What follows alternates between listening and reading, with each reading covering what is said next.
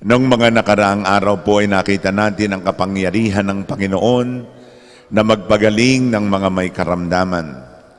Narinig din po natin ang kapangyarihan ng Panginoon sa kalikasan o sa puwersa ng mga kalamidad nang pinatigil niya ang hangin, ang bagyo. Ngayong araw naman pong ito ay ipinakita ni Jesus ang isang naiibang kapangyarihan, ang kapangyarihang magpalayas ng masamang espiritu. Una po tigit ay I'd like to note, totoo pong may demonyo. Ang demonyo po is behind all kinds of crises, domestically, internationally, nationally, at ang intensyon niya ay sirain ang magandang plano ng Diyos. Nakakita na po kayo ng demonyo? Nakakita na po kayo? Kita na kayo? Gusto niyong makakita ngayon? Ayan, tingnan po niyo inyong katabi. Ayan, biro lang po, biro lang. Pero yun po ang katotohanan na totoo po na the devil is here to destroy the beautiful plan of God.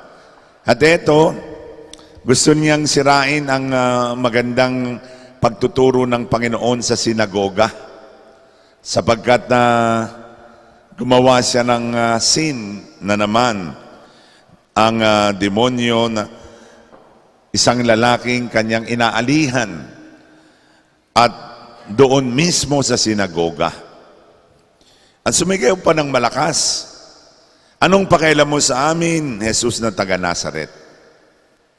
One thing that is very clear here, the devil knows who Jesus was. Mas kilala pa ng demonyo ang Panginoon kaysa sa mga disipulo.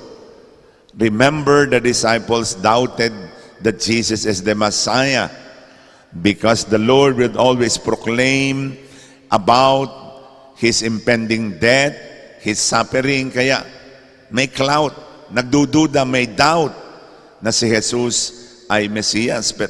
And look at the words of the devil. "I know who you are." Naparito ka ba upang puksoin kami? Alam ko kung sino ka, ikaw ang banal ng Diyos. You are the Messiah, you are the Son of God. It is a confession of faith, but it was expressed in trembling fear.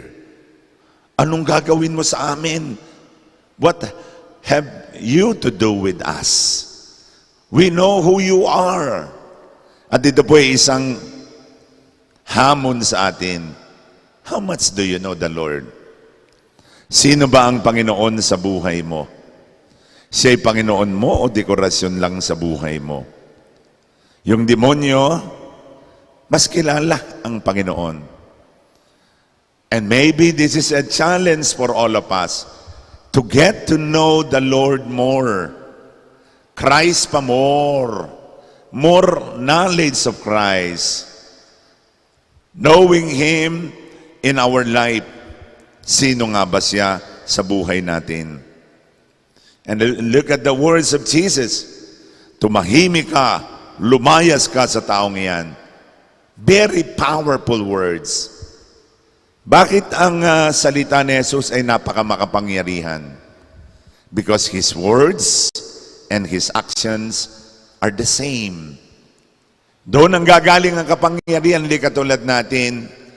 We have been bombarded with words, fake words, digitally transmitted words, bold and dramatic words, but words that are not backed up by actions are empty.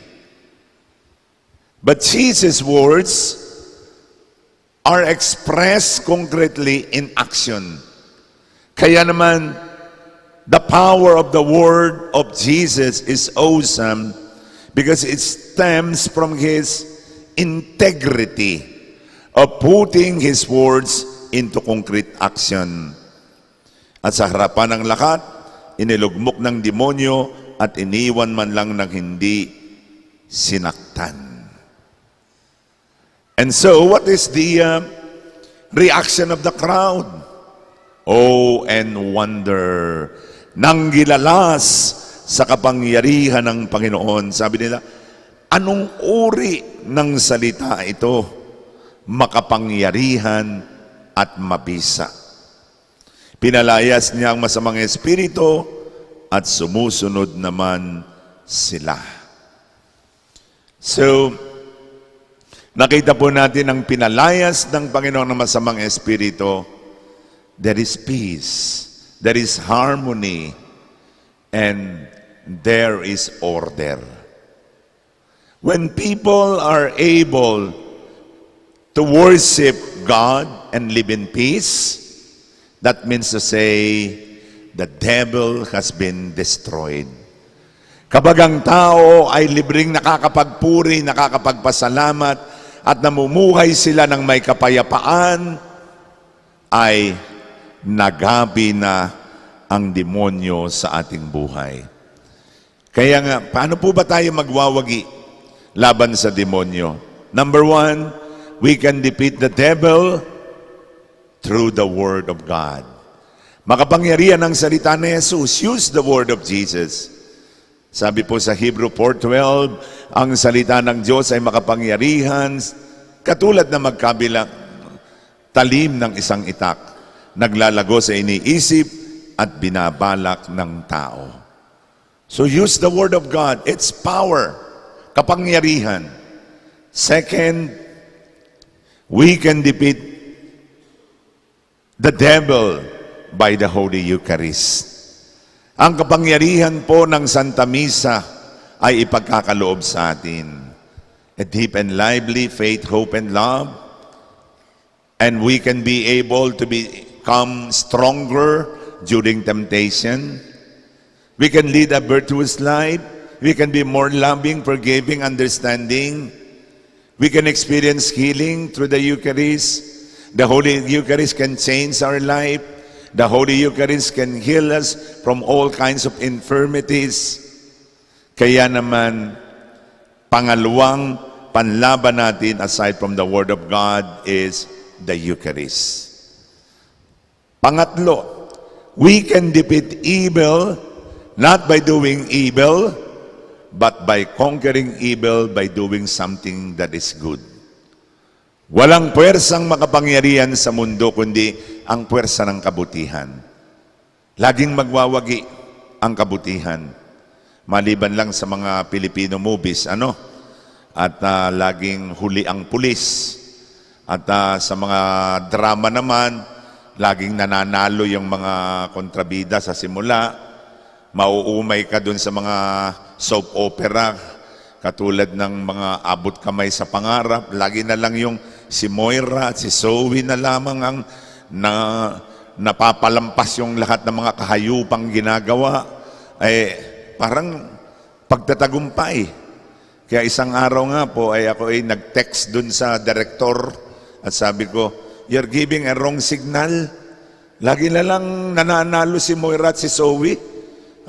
Hindi nananalo si Dr. Annalyn Santos. Lagi na lamang talo. Nakakalimutan yung mga ginawang mga kasamaan." At ayun, medyo na bagong script. Sabi ko, kailangan din siguro bigyan ng konting spiritual guidance. Yes, we can defeat evil. We can defeat evil by doing something that is good. At pang-apat, a righteous life will never allow the devil to destroy us. Isang buhay na ganap, kasi siya ang magbibigay sa atin ng lakas para mapaglabanan natin ang mga demonyo sa ating buhay. At kahulihan, we can defeat the devil by the grace of God. Always by the mercy and love and grace of God. Lahat po ay biyaya ng Diyos. At ang biyaya ng Diyos ay makakamtan ng mga taong humihingi nito. Sapagat sabi niya, humingi ka at ikaw ay bibigyan. Humanap ka at ikaw ay makakasumpong. Kumato ka at ikaw ay bubuksan. So, wag ho tayong matakot. If you can find in our society and here and around the world that there are evils in the world, don't worry. We can defeat them by the Word of God, by the Holy Eucharist, by righteous life, and we can defeat evil by doing something that is good, and of course, by the mercy and love of the Lord, we can defeat the devil. Amen.